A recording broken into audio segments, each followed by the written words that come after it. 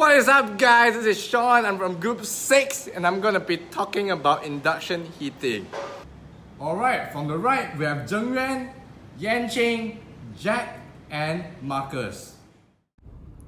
So in this video, we're going to be talking about what induction heating is, the working principle of induction heating in two applications using Faraday's law and Lenz's law, what eddy currents are, as well as the advantages and disadvantages of induction heating in the applications.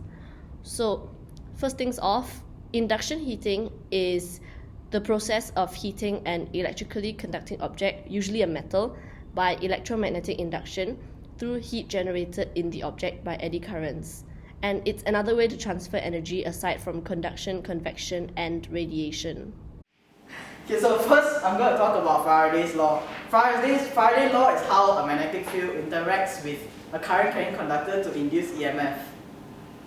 The rapidly changing direction of magnetic field induces current onto the current-carrying conductor, creating a phenomenon called electromagnetic induction. What is electromagnetic induction? Electromagnetic induction is how we induce current onto a current-carrying conductor by only using a magnet. This is because the magnetic field created by the bar magnet is cut by the current-carrying conductor. In this case, it's a wire. The induced current here can always be increased by increasing the number of coils of the wire, because when the number of coils increases, the induced voltage will increase, because this is a direct multiplier to the whole equation. So when this increases, this will increase as well. Besides that, we can also use a stronger magnet, because a stronger magnet offers a larger magnetic flux, which increases the magnetic field. When the magnetic field increases, the induced voltage will increase, because this is directly proportional to the induced voltage. You compare this to a normal circuit. A normal circuit requires an external power source, whereas this just requires a bar magnet. Therefore, electromagnetic induction is so efficient. Faraday set up a basic apparatus setup to prove his law correct when he set up a coil of wire connected to a galvanometer. He realized when he pulls the bar magnet closer to the right side of the coil, the needle of the galvanometer started to deflect to the right side, showing the current flow towards the right. And when he started pulling the bar magnet out from the left, the needle of the galvanometer tilted towards the right side, showing an opposite direction current flow. He realized also when he stopped moving the bar magnet in the middle of the coil, there was no deflection on the needle, because there was no changing in magnetic field, therefore no current is induced onto the wire. Alright, so I'm going to continue from Zheng Yuan's Faraday's law. The next law I'll be talking about is Lenz's law. So the definition of Lenz's law is an induced electric current that flows in a direction such that the current opposes the change that induces it. What I have here is a square loop conductor where this will be the wire and it's stationary. I will have another two loop where both magnetic flux are increased. So according to Faraday's law, when there's a change in magnetic flux, there will be a current flowing through in. Therefore, there will also be two types of direction the current can flow in. First one is anti-clockwise, the second is clockwise. We'll be talking about the first scenario, which is the anti-clockwise direction. So when current flows in an anti-clockwise direction, we will also like to determine the magnetic field by using the right-hand thumb rule also. So the thumb will determine our current, hence our finger will determine the magnetic fields too. So we all know that the magnetic field will be going in a clockwise direction. So when magnetic fields are going in a clockwise direction, when it reaches here, the magnetic flux will increase. Therefore, when magnetic flux increase, the current will increase more. When current increases even more, the magnetic flux will increase even more. Therefore, it will keep going and going and going, and it will have a never-ending cycle. We wouldn't want that, because there will be an energy appearing out of nowhere which would violate the law of conservation of energy, which stated that energy can only be created or destroyed. It can only be transferred from one form to another, and the total energy of a system is constant. So it's a pretty good argument that we wouldn't want the magnetic flux to increase, because we wouldn't want the magnetic field induced by the current to go in the same direction as the magnetic flux. Hence, we all know that this would be our only option. Our option here is where the current will be going in a clockwise direction. When current flows in a clockwise direction, also by using the right hand thumb rule, our magnetic field will be going in an anti-clockwise direction. So when magnetic field goes in an anti-clockwise direction, when it reaches here also, it will help to decrease the magnetic flux, because we will want this, it makes sense, because we wouldn't want to go back to the never-ending cycle, and we want to decrease the flux. So in the conclusion, if the flux are increasing, the magnetic field induced by the current induced should help to make the flux decrease. Thank you. Okay, now I'm talking about eddy current. What is eddy current? Eddy current is a loop of electrical current induced within a conductor which is perpendicular to the magnetic field by electromagnetic induction. As you guys can see, my drawing that I draw on whiteboard, when the magnet moves back and forth, it will cause changes in magnetic flux, and by that it will induce eddy current because the metal cuts the magnetic field, and when that happens, it will induce circular current in the metal, which is eddy current. We also can say that eddy current is actually induced according to Faraday's law. For example, changes in magnetic flux will induce eddy current. Just like for this one, it will induce eddy current instead of normal current because it's using metal instead of wire. In addition, you can say that eddy current can be quite large due to low resistance. As what the formula shows, current goes to voltage over resistance. When current increases, resistance will lower the resistance because current is inversely proportional to resistance. So the first application of induction heating is the induction furnace. And an electric induction furnace is a type of melting furnace that uses electric currents to melt the metal, where heat is applied by the induction heating of the metal. So induction furnaces have capacities that range from less than 1 kilogram to more than 100 tons, and it's used to melt iron, steel, copper, aluminium, and other precious metals. So as you can see in the diagram, an induction furnace consists of a non-conductive crucible holding the charge of metal to be melted, and this is surrounded by a coil of copper wire. A powerful alternating current flows through the wire, and the coil creates a rapidly reversing magnetic field that penetrates the metal. So this follows Faraday's law, where a change in magnetic flux will induce a current in a conductor, and in this case it will induce eddy currents, which are circular electric currents inside the metal but electromagnetic induction. So these will induce eddy currents and not normal currents because it's a metal and not a wire. And this also follows Lenz's law because the induced electric current will flow in such a direction that the current will oppose the change that induced it. So this prevents any sort of new energy from being created according to the law of conservation of energy. So the eddy currents flowing through the electrical resistance of the metal, heated by Joule heating. So now we go back to the beginning of the video when we talked about induction heating, and the basic principle of the induction furnace is actually induction heating, where induction heating is a form of non-contact heating for conductive materials, and it is the process of heating an electrically conducting object by electromagnetic induction, where eddy currents are generated and the resistance inside the metal leads to Joule heating of the metal. So the principle of induction heating is mainly based on two well-known physical phenomena, one being electromagnetic induction and the second being the Joule effect. So Joule effect, called Joule heating, ohmic heating or resistive heating, is when a current passes through a conductor and this resistance leads to heating of the metal.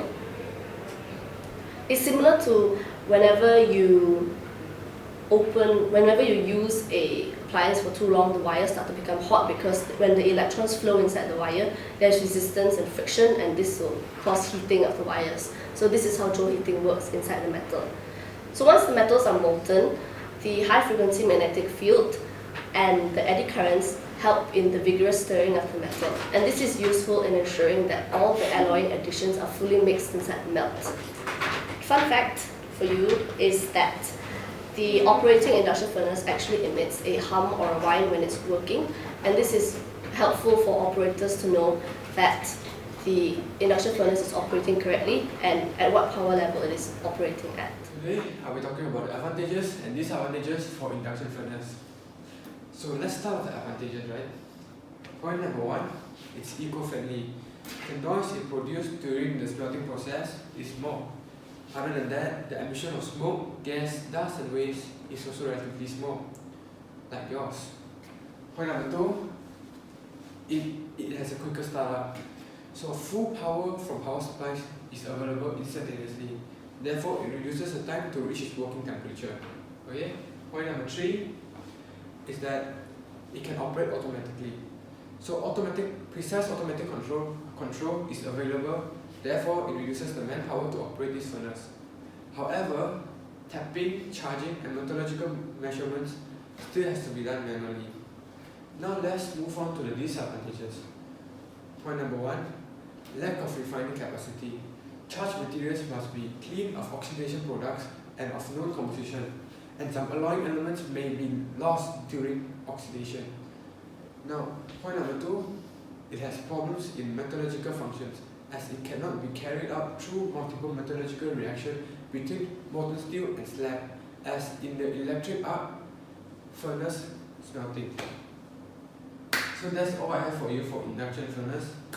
Thank you. Now let's move on to induction cooking.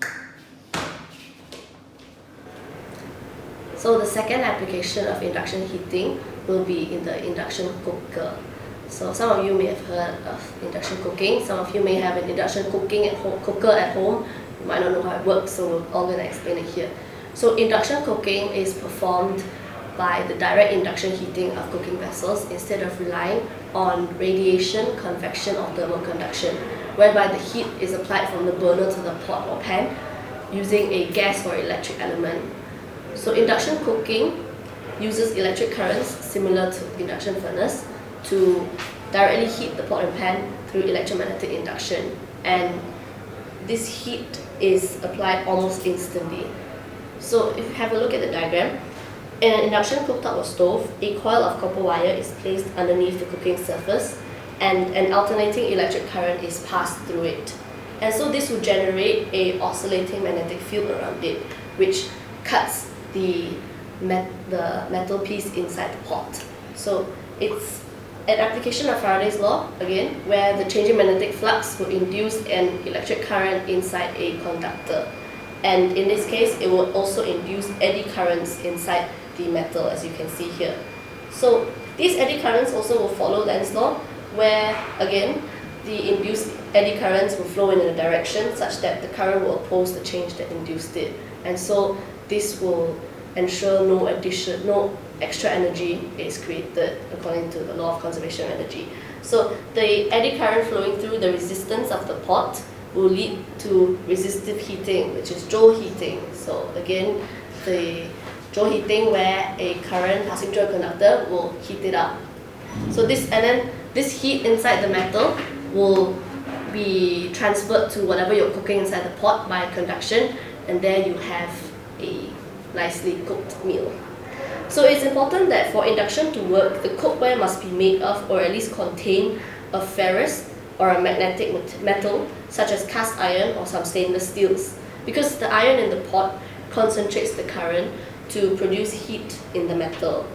And so if the metal is too thin or does not provide enough resistance to current flow, then heating will not be effective. I'll be talking about 3 advantages and 3 disadvantages for induction cooktop. Okay, so let's start with advantages. Point number 1, speed. An induction cooktop gives you instant heat.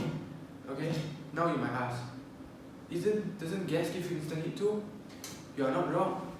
However, you'll be surprised how much quicker this can heat up a pot of water compared to gas, because of the technology it uses. Okay, point number 2 is that it's energy efficient. So the thing about induction technology, right, is that there's no waste, okay? The reason behind that is simple. It's because when this thing heats up, rather than hitting the whole surface, it only hits the bottom of the cookware. So right, if I heat this up, right, if I turn this on, if this heats up, it doesn't hit the whole surface, it only hits like this part. Okay? So therefore, this cooking technique is up to 70% more efficient than either electric or gas. Point number 3 is that it's safe. Okay? So safety is an important consideration if you have children around, especially children with itchy hands. Okay? So why do I say that? Because let's say if you're cooking, right, and then you lift the pot up, okay, and then this unit will automatically switch off. Therefore, if anyone is stupid enough to put their hand on it, okay, they won't get hurt. Okay, but please do not try this at home, okay? If you did and something happened to you, it's not my fault, okay? It's Wikipedia's fault, okay? Okay, now let's move on to disadvantages. Point number 1 is that it's expensive. So this thing costs more than a traditional electric or gas. But you need to consider how much quicker you can cook a favorite dish, no matter how complicated it is, and the technology that goes into building this, okay? Okay, now point number 2 is that it relies on electricity. So, you see this? This requires a power outlet.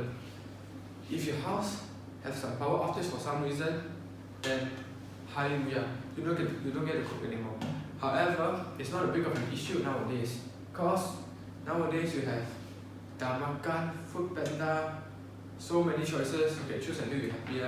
Okay. Point number 3 is that it requires special cookware. So the problem is some people think that they must get a new set of pot and pans, and no, that's not the case. It depends actually. So let's say if you bought an induction cooktop, okay, and you bring it home. Initially, you already have a pot, okay. To know if your pot can work with induction or not, very simple. Take a pot, okay, take a magnet. If it can stick to the base for your pot, then your pot is no problem, can work with induction. Okay. However, if it doesn't, then you have to replace your items. Okay. Thank you everyone. I'm done presenting.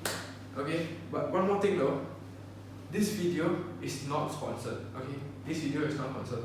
If any induction cooktop company, okay, want to sponsor me, please feel free to do so. My email, I'll put it right here. Okay, please sponsor me. Okay, especially this company. What? Harta Labo. Please sponsor me. Okay, I need money for academia. Thank you. So is there anything else that you guys would like to say? Yes, we have. We talked about possible future application of induction heating, which involve a heater. Using the same working principle of the induction furnace and induction cooker, the heater is going to use an alternating current flowing through a copper coil to generate an alternating magnetic field. This changing magnetic flux will induce magnetic current again in a metal piece. This will heat the metal by joule heating. The metal will transfer heat to a surrounding body of water by thermal conduction. This water will then become hot water vapor, which will exit the heater and heat up the room by convection. So this is the end of our presentation. Thank you. Thank you.